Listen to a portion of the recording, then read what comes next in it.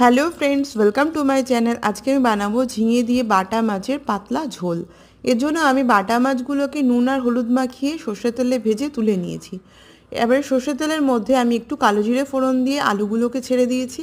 আর মিক্সির জারের মধ্যে আমি একটু ধনে, আদা আর কাঁচা লঙ্কা নিয়ে এটাকে ভালো করে পেস্ট করে নিয়েছি। আলুটা ভাজা হয়ে উঠলে আমি ঝিঙেটা এর মধ্যে ছেড়ে দেবো।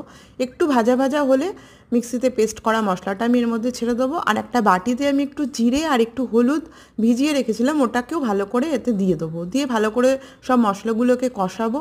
নুনটা স্বাদ অনুসারে দেবো। ভালো করে কষানো হয়ে গেলে একটু জল দিয়ে দিয়ে কষাতে হবে। ভালো করে কষানো হয়ে গেলে এর মধ্যে আমি জল দিয়ে দেবো। জল দিয়ে কিছুক্ষণের জন্য আমি ফুটতে দেবো। নুনটা স্বাদ অনুসারে দিয়ে দেবেন।